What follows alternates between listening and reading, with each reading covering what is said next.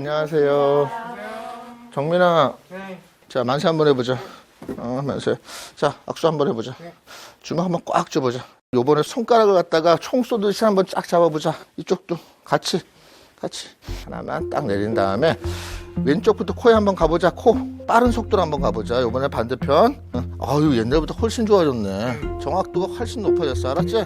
20살의 정민 씨는 뇌암으로 인한 진행성 마비로 안구 운동 장애까지 온 상태. 안구 운동을 관여하는 센터 부분을 암 종괴가 압박한다고 생각하면 될 것 같아요. 안구 운동마비로서 안구를 갖다가 포커싱을 못하는 겁니다. 우리가 얘기할 때 안구를 집중하기 위해서 시야의 방향성을 설정을 하잖아요. 그걸 잘 못하는 거죠. 우리 애기. 사랑이야? 예? 응? 꼭? 응. 아이고 이뻐 우리 아들. 열심히 하자. 네. 잘 될 거야 우리. 예. 고마워 아들. 예. 사랑해. 예.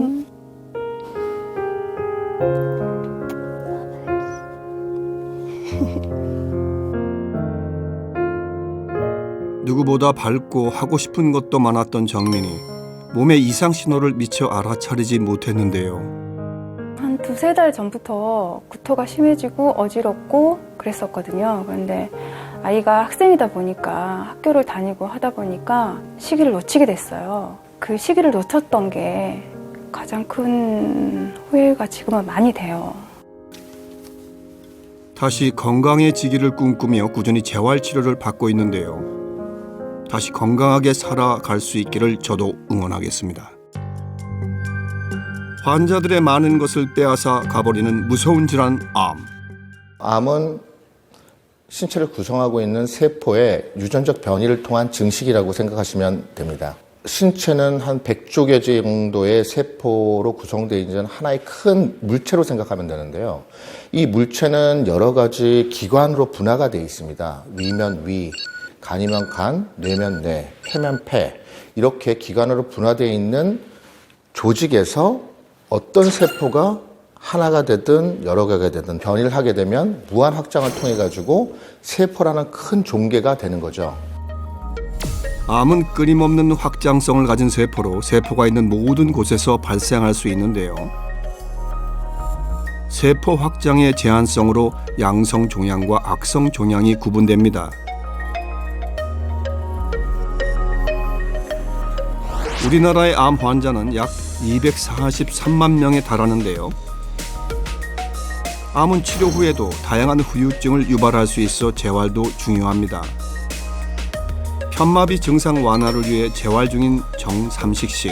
신장암에서 시작해 폐와 뇌까지 암이 전이되었다는데요. 신장암이 폐로 전이됐을 때는 한 50개가 폐에 붙어 있었는데 한 3개월 후에 가니까 자연 치유되고 2개밖에 없었어요. 거기 안 크다가 작년 3월 달부터 약간씩 사이즈가 커지더라고요. 그러고 나다가 이제 8월 달에 이제 뇌로 전이돼가지고 쓰러졌죠. 여기 보면 흉터 있을 거예요. 뇌암 전이로 인한 수술 후유증으로 여전히 힘든 시간을 보낸 중입니다. 요 담배를 많이 피워가지고 온 거예요. 우리 집이 옛날에 사랑방이었거든요. 그럼 노인네들이 와서 담배 같이 피우면 그 방에 있었으면 간접변을 한 거죠. 흡연 적이 한 50년 넘는 거죠. 간접변까지. 담배는 암을 유발하는 대표적 활성산소 물질입니다. 술과 탄 음식 등 우리 주변에는 피하기 어려운 활성산소의 위협들이 산재합니다. 현대를 살아가는 우리 중 누구도 암의 위협으로부터 자유로울 수 없다는 뜻이죠. 유전자 변이를 유발하는 활성산소의 위협은 노화에 따라 급증하는데요. 활성산소는 암부터 치매까지 치명적인 전신질환을 가져올 수 있어 더욱 주의가 필요합니다. 환경적인 요인은 화학적 요인, 담배, 살충제, 기타 약품 같은 걸로 인한 화학적인 원인이 유전자 변이를 일으킬 수도 있고요. 방사선, 이런 자외선, 이런 것들이 또 물리학적 요인들이 유전자 변이를 일으킬 수 있고요. 그다음 바이러스 감염, 이런 생물학적 요인에 의해서도 유전자 변이가 가능하죠. 많은 생활의 위험 속 암 예방의 핵심은 다름 아닌 면역력인데요. 암 유전자가 돌연변이 돼서 초기 단계에 증식을 하게 되면 그 증식하고 있는 걸 외부 물질로 인식해서 면역세포들이 막 달려들어요. 그래서 이 둘은 전쟁을 한판 벌이는 거죠. 면역을 담당하는 백혈구의 일종인 NK세포는 암세포를 무찌르는 역할을 합니다. 근데 이 암 관련 유전자들이 바로 암이 되는 건 아니죠. 이 암 관련 유전자를 갖다가 자극할 수 있는 외부 환경이 있음으로써 이것이 암이 되든 안 되든 결정하게 되는 겁니다. 뿐만 아니라 이 유전자들이 발현을 하더라도 면역 체계가 2차 방어선을 형성하기 때문에 이 면역 체계를 뚫어야지만 실질적인 암이 되는 겁니다. 암을 수비하는 면역 체계, 면역력이 중요한 이유가 바로 이것입니다. 횡격막을 이용해서 위아래로 호흡하시는 연습을 하실 거예요. 네, 내쉬고 내쉴 때 다 내셔야 돼. 암 환자분들은 여러 가지 긴장 상태도 심하시고 몸에 면역력이 또 많이 떨어져 있는 상태신데 횡격막을 이용한 복식 복강 호흡을 하게 되면은 이 장 쪽에 대부분 이제 많이 밀접해 있는 부교감 신경계들이 자극이 되면서 몸의 긴장도 풀어지고 어깨 움직이시면 안 되고 아랫배, 그렇지. 아랫배에다 힘을 좀 더 주시면 돼요. 더 아래 둘. 수술을 셋, 마친 암 환자들에게도 면역은 중요한데요. 내쉬고, 둘, 셋, 넷. 호흡 치료, 온열 치료 등 다양한 방법을 통해 면역력을 개선합니다. 면역력을 높이는 데 있어서 식단도 빼놓을 수 없습니다. 여러분님 맛있게 드십시오. 항암 치료를 하는 환자들은 식사를 제대로 하지 못하는 경우도 많은데요. 다양한 항산화 음식들은 면역을 올리는 기초가 되기 때문에 입맛이 없다고 먹는 것을 소홀히 해서는 안 됩니다.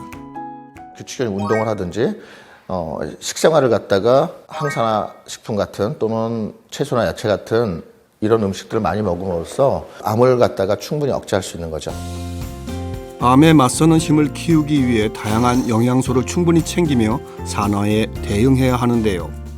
항산화법 같은 경우는 염증을 일으키는 또는 유전자 변이를 일으키는 그걸 억제시키는 기초적 기전으로 생각하면 될 것 같아요. 그래 따라서 활성산소가 염증을 일으키고 유전자 변이를 갖다 자주 일으킬 수 있기 때문에 이것을 막아주는 역할을 항산화 물질들이 하기 때문에 항산화요법은 면역 기능을 활성화시키고 면역 기능을 증가시키는 데 되게 도움이 됩니다. 항산화를 통해 활성산소를 제거하면 면역 기능을 올리는 데 도움이 되는데요.